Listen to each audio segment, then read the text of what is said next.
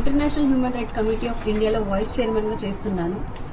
గత వారం అంతా ఈ న్యూస్ అంతా సర్క్యులేట్ అవుతూనే ఉంది మీడియాలో, నేను చూశాను. కానీ వీళ్ళకి సపోర్ట్గా వచ్చిన వాళ్ళనందరినీ కూడా వెనక్కి జరిపేశారు. సో తల్లి కూతురు ఇంత స్ట్రగుల్ అవుతున్నారు, ఇంత బాధపడుతున్నారు అనేసి నాకు ఈ విషయం తెలిసింది. ఇదే కాలేజీలో నా కజిన్స్ పిల్లలు, నా ఫ్రెండ్స్ పిల్లలందరూ కూడా చదువుతున్నారు. వీళ్ళు మాట్లాడుతున్నారంటే అబద్ధం చెప్తున్నారు అనుకోవచ్చు, కానీ మిగతా స్టూడెంట్స్ కూడా వాళ్ళ ప్రూఫ్ కూడా ఒక గ్రడ్జ్ పెట్టుకొని ఇక్కడ దాకా తీసుకొచ్చారు, సూసైడ్ అటెంప్ట్ చేసుకునే దాకా తీసుకొచ్చారు.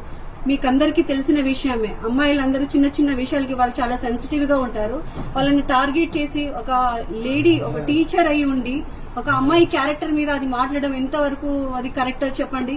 అది కూడా క్లాస్ ప్రిన్సిపల్ అండ్ వీళ్ళ క్లాస్ టీచర్స్ కూడా ఇందాక చెప్పినట్టు, వాళ్ళ మదర్ చెప్పినట్టు, ఈ అమ్మాయికి ఎంతమందితో అఫైర్ ఉందో, ఎక్కడ తిరుగుతుందో, ఎందుకు కాలేజ్కి రాలేదు అని ఒక అమ్మాయి క్యారెక్టర్ మీద మాట్లాడితే ఆ అమ్మాయి మనసు మీద ఎంత ఎఫెక్ట్ పడుతుంది.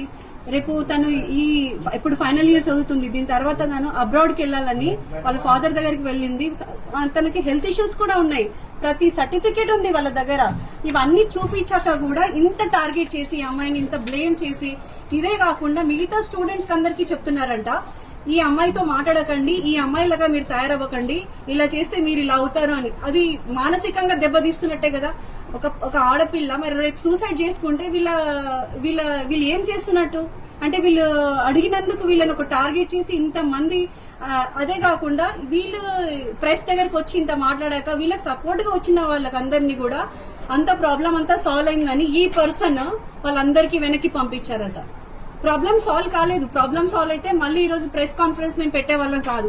వాళ్ళు ఏదైతే మాట్లాడుతున్నారో బీఆర్ఎస్వి నుంచి వచ్చారండి,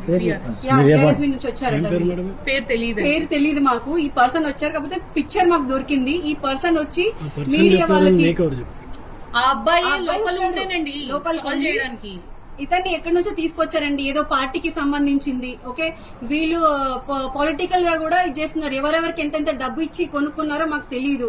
ఓకే, మేమైతే హ్యూమన్ రైట్స్ నుంచి వచ్చాము. న్యాయం ఎక్కడుంటే మేము న్యాయం వైపే ఉంటాం. ఒకవేళ కాలేజ్ కరెక్ట్ ఉంటే కాలేజ్ కి తరపు నుంచి మాట్లాడతాము, విక్టమ్ తరపు నుంచి అయితే విక్టమ్ తరపు నుంచి మాట్లాడతాం. మేము వీళ్ళకి మేము డబ్బులు తీసుకొని మేము రాలేదు. ఈ పొలిటికల్ లీడర్స్ దగ్గర వీళ్ళు డబ్బులు ఇచ్చి ఏమేమి చేశారో ప్రెస్ వాళ్ళని పిలిచి వాళ్ళకి కూడా మీ